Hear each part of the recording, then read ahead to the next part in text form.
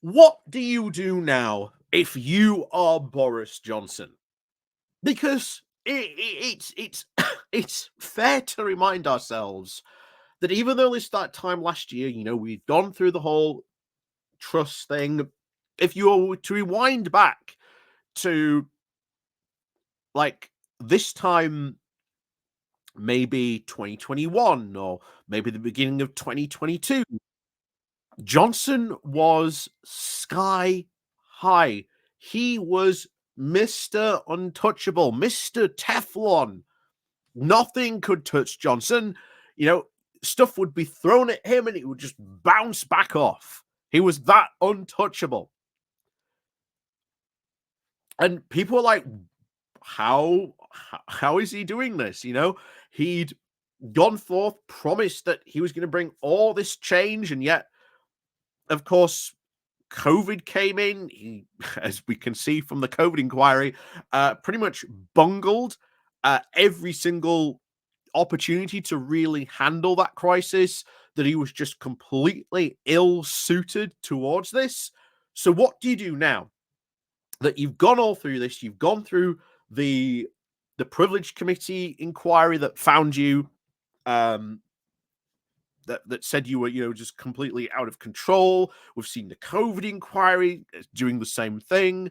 What do you do? Well, if you are Boris Johnson, of course, you do the one thing that has always served Boris Johnson particularly well, and that is blame someone else. Because, oh yes, I was not expecting this. I was really not expecting this.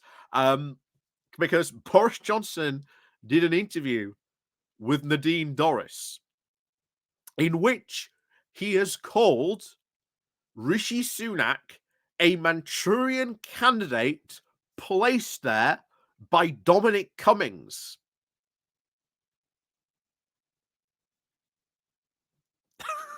So we're going to go over some of these things that he said in this interview because, oh my, wild and crazy this interview was. But oh boy, is it worth going over? But before we do go getting into those sections from Johnson, please do remember to click on the like, share, and subscribe button. And of course, down below, there are links to my Patreon page and a notification link called Buy Me Coffee, where you can, buy me coffee. And of course, as always, thank you very much to all those people who do help and support the channel that way. And of course, there is the YouTube thank you button. There's the Pony Club down below as well. So without further ado, let's get on into this because, oh my. So this was one thing that Johnson had said. He said, I heard that Cummings had said that he had started to plot to get rid of me in January of 2020. And the plot was always to get Rishi in. I just couldn't see it at the time. It's like this Manchurian candidate, their stooge.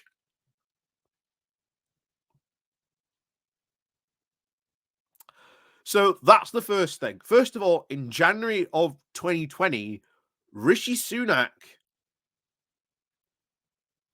at that point, hadn't been in what? He'd been in 4 or 5 months by that point, and yet somehow he had become so buddy with Cummings that Cummings was going to use him in a plot to get rid of Johnson and put in Rishi Sunak.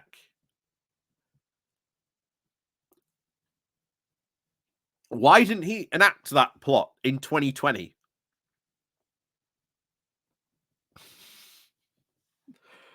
Or at least he'd started, shall we say, to plot about this, according to Johnson. The plot to get rid of him. Yeah, this is, first of all, of course, remember, this is part of Nadine Dorries's publishing tour for The Plot, the political assassination of Boris Johnson. Of course, he wasn't assassinated in any way, shape, or form. His own downfall, as we always said, was his own fault. But that's what he's doing. And now he's trying to, of course, get out of it. by saying, none of this was my fault. None of it was my fault at all. It was someone else's. In this case, he's now placing the blame squarely at Rishi Sunak because one of the things he's going after, which he next defends in this interview, is he tries to defend his legacy. Because, of course, Johnson won the Red Wall. And that was, if Johnson had still been in power, there were still questions of would the people in the Red Wall ditch Johnson and go back to Labour? Well, we've seen now that they have gone back to Labour quite significantly. But if Johnson was still there and in charge, would they have gone back? Now, it wasn't until all the COVID stuff that started that we did see that gradual shift. So Johnson cannot say that it's Rishi who ruined his reputation in the Red Wall. No, that fairly remains on Boris Johnson still, promising all those things in the 2019 manifesto, not delivering them, and of course his poor, disastrous handling of COVID. So this is what he had to say. He said, "You've got to have a positive agenda for change in the country. You know that people still feel hacked off. They voted for change in 2019 and they are drifting back to Labour in those Brexit seats because they are not seeing a changed government. Nothing to rally behind. Nothing. We are just drifting to defeat." So he tries to abdicate any losses in the Red Wall are not his fault because he did fine. He was offering change, although he wasn't. But again, like I say, this is Boris Johnson rewriting his own history. Uh, and he goes even further. As he said, the whole thing needs a massive kick in the pants. Unless we grip it, the results of the local elections will be repeated at the general election. And Starmer, I love it, Starmer will be a complete disaster.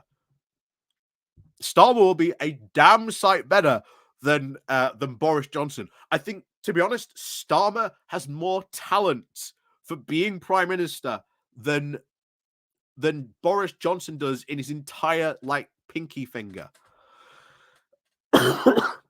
He said, he continues saying that I feel a massive, massive sense of frustration that we had an 80-seat majority. We had a fantastic agenda. We could have kept the whole thing going, except you didn't. Time and time again, Johnson wasted that 80-seat majority on pretty much doing nothing. Once he had passed Brexit, there was nothing. And he knew that the whole leveling up, when it actually came to doing, leveling up, that's where the problems would always come in. And that's where they came in. Remember the leveling up white paper, where you had the first two chapters saying, yes, these are all the problems, but now you need to spend the money. When you get to the money part was not spent. You've got Rishi Sunak and that infamous garden speech saying, I took the money away from the poor areas to give to the richer areas. That was when Boris Johnson was prime minister. Just this whole idea that if Boris Johnson had kept going, that he could have continued to secure these big majorities again and again, that he was like this amazing election winner, does not exist. It is a fiction that Boris Johnson and even other Boris Johnson supporters like to keep in their head. He also went on to say that he was asking, why the hell are we putting up corporation tax in this way? It is just absolutely mad. Why not cut corporation tax to 10%? Why don't we just do what the Irish do? Why not just outbid the Irish? Why do we have to obey international norms on corporation tax? Because that would probably be a very good thing.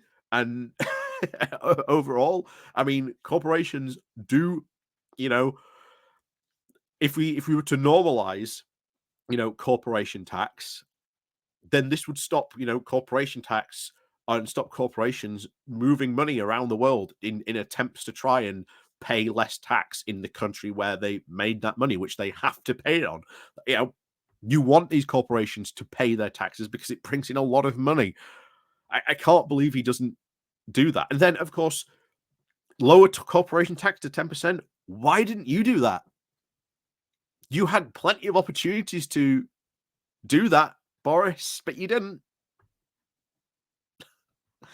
And then I love this. He said, I'm frustrated. I'm seething. I'm a caged beast. I'm a coiled mamba. We're drifting. We're losing the plot. um, uh, yeah. A lot of people have said, would Johnson return? And I've asked this question to you guys before. Would Johnson eventually return to politics? The answer is yes, but not now. I still very much think he might go on to be a media personality. Of course, he's joined GB News. We'll see if, shall we say, he catches the broadcasting bug. But I think Johnson really should just go on and be a YouTuber. I've said that's his destiny a long time ago, that he'll do the whole, Russell Brand thing, or, there's plenty of formulas he can follow from like right-wing American talk show people like, Ben Shapiro, Glenn Beck, Dave Rubin. There's a ton of things he can copy off those guys and do it here. And he would be quite successful. And there would be a lot of very wealthy people willing to back that, not only just here in the UK, but from America as well. So I still do think that will be his future, maybe one day becoming a YouTuber. But yeah, let me know what you think to Johnson's defense and attempted rewriting of history. And is Rishi Sunak really Dominic Cummings' Manchurian candidate? I don't think he is. But let me know what you think in the comments down below. And of course, as always, please do remember to click on the like, share, and subscribe button before you leave. And of course, as always, we'll see you all next time.